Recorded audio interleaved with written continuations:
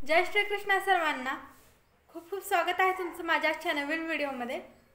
तर कालच्या व्हिडिओमध्ये आपण काही श्लोकांचे अर्थ व त्याचं तात्पर्य जाणून घेतलं। आजच्या व्हिडिओमध्ये आपण पुढील श्लोकाचे अर्थ व त्याचं तात्पर्य जाणून घेऊयात। तरी देखील तुम्हाला काही प्रश्न विचारायचे असतील भगवान श्री रामांविषयी किंवा भगवान श्री कृष्णांविषयी किंवा तुमचे भगवद्गीते संबंधित काही इतरही प्रश्न असतील तर ते तुम्ही मला विचारू शकता। तुमच्या प्रत्येक प्रश्नाचं मी नक्कीच उत्तर देईन। तर सर्वप्रथम आपण या श्लोकाचा अर्थ जाणून घेऊयात, त्यानंतर त्याचं तात्पर्य ही जे आहे ते जाणून घेऊयात। आपल्या कर्मफळाचा त्याग करून जो भक्ती योगयुक्त कर्म करतो आणि दिव्य ज्ञानाद्वारे ज्याचे संशय नष्ट झाले आहे तोच वास्तविकपणे आत्मस्थित आहे। याप्रमाणे हे धनंजया तो कर्मबंधनाने बद्ध होत नाही। तर याचं तात्पर्य हे आपण जाणून घेऊयात। साक्षात भगवंतांनी जशी आहे तशी प्रदान केलेल्या भगवद्गीतेतील उपदेशाचे जो पालन करतो तो दिव्य ज्ञानाच्या कृपेमुळे सर्व प्रकारच्या संशयातून मुक्त होतो। कृष्ण भावना भावित असल्यामुळे भगवंतांचा अंश या नात्याने तो पूर्वीच आत्मज्ञानामध्ये स्थित झालेला असतो, म्हणून तो निसंदेह कर्मबंधनातून सर्वतः मुक्त असतो। तर आता आपण पुढील श्लोकाचा अर्थ व त्याचं तात्पर्य हे जाणून घेऊयात। म्हणून अज्ञानामुळे तुझ्या हृदयात जे संशय उत्पन्न झाले आहेत ते ज्ञानरूपी शास्त्राने कापून टाकले पाहिजेत। हे भारता योगयुक्त होऊन उठ आणि युद्ध कर। तर याचं तात्पर्य हे आपण जाणून घेऊयात। या अध्यायात सांगण्यात आलेल्या योग पद्धतीला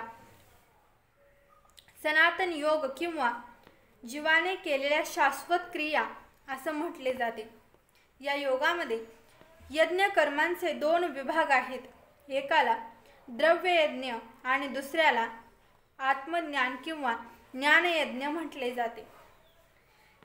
ज्ञानयज्ञ म्हणजे विशुद्ध आध्यात्मिक कर्म होय। जर द्रव्ययज्ञ आध्यात्मिक साक्षात्कार प्राप्तीसाठी केला नाही तर असा यज्ञ भौतिकच राहतो।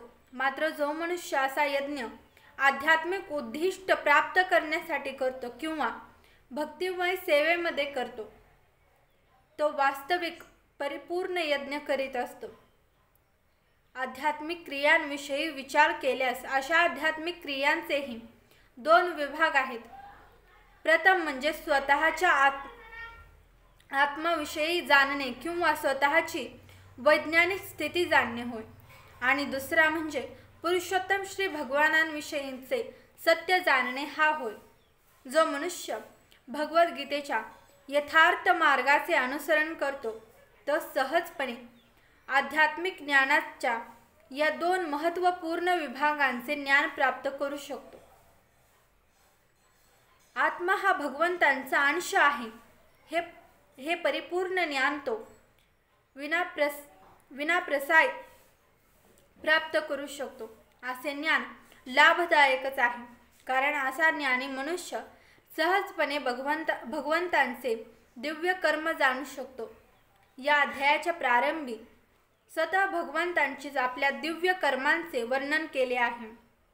जो गीतेचा उपदेश जाणू शकत नाही तो श्रद्धाहीन आहे आणि तो भगवंतांनी दिलेल्या आंशिक स्वातंत्र्याचा दुरुपयोग करीत आहे हे आपण जाणले पाहिजे। असा उपदेश उपलब्ध असतानाही भगवंतांचे सर्वज्ञ सच्चिदानंद स्वरूप न जाणून घेणारा मनुष्य निश्चितच महामूर्ख होय। श्रीकृष्ण भावनेची तत्वे क्रमशः स्वीकारल्याने अज्ञान नष्ट होऊ शकते। देवदेवतांतीर्थत केलेले विविध प्रकारचे यज्ञ, ब्रह्मयज्ञ, ब्रह्मचर्य यज्ञ, गृहस्थ जीवनातील यज्ञ, योगयज्ञ, तपोयज्ञ, स्वाध्याययज्ञ, वेदांत यज्ञ आणि वर्णाक्षर धर्म यज्ञ इत्यादी प्रकारचे यज्ञ केल्याने श्रीकृष्ण भावना जागृत होऊ शकते। या सर्वांना यज्ञ म्हटले जाते आणि हे सर्व यज्ञ नियमित कर्मावर आधारित आहेत। मात्र या सर्व क्रियांमध्ये आत्मसाक्षात्कारही महत्त्वाची गोष्ट आहे। जो या उद्दिष्टाची प्राप्ती करण्याचा प्रयत्न करीत आहे तोच भगवद्गीतेचा खरा शिष्य आहे। पण जो श्रीकृष्णांच्या प्रमाणावर संशय ठेवतो त्याचे पतन होते। म्हणून मनुष्याला प्रमाणित गुरूच्या मार्गदर्शनाखाली शरण जाण्याचा आणि सेवाभावाने भगवद्गीता किंवा इतर कोणत्याही शास्त्राचे अध्ययन करण्याचा उपदेश दिला जातो। प्रमाणित आध्यात्मिक गुरु शाश्वत काळापासून चालत येणाऱ्या गुरुशिष्य परंपरेतील असतो आणि भगवंतांनी लक्षावधी वर्षापूर्वी जे ज्ञान सूर्यदेवाला प्रदान केले, ज्या ज्ञान मार्गापासून आध्यात्मिक गुरु मुळीच भ्रष्ट होत नाही, हाच सूर्यदेवापासून पृथ्वी तलावर भगवंतांचा उपदेश आला। म्हणून मनुष्याने भगवंतांचे अनुसरण स्वतः गीतेमध्ये सांगितल्याप्रमाणेच केले आहे आणि स्वतःची प्रतिष्ठा वाढविण्याच्या मागे लागलेल्या स्वार्थपरायण लोकांपासून सावध राहिले पाहिजे। असे स्वार्थी लोक इतरांना वास्तविक मार्गापासून भ्रष्ट करतात। श्री भगवान हे निश्चितच परमपुरुष आहेत आणि यांचे कर्म दिव्य आहे। ज्याला हे ज्ञान झाले आहे तो भगवद्गीतेच्या अध्याय ज्ञानाच्या आरंभापासून मुक्त पुरुष आहे। तर आता आपण पुढील श्लोकाचा अर्थही जाणून घेऊया। अशा रीतीने भगवद्गीतेच्या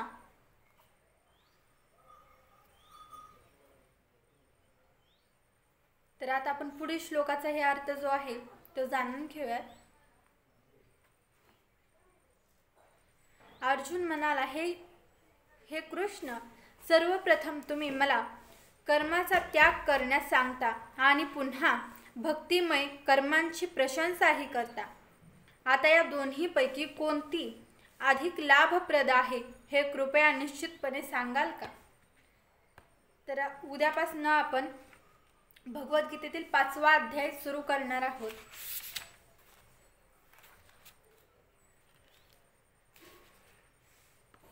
जर तुम्हाला आजचा व्हिडिओ आवडला असेल तर व्हिडिओला नक्की लाईक करा।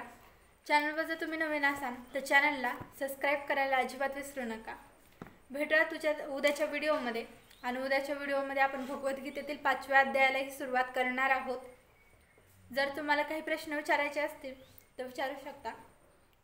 तर चला भेटूयात पुढील येणाऱ्या व्हिडिओमध्ये। तोपर्यंत जय श्री कृष्ण, जय श्रीराम।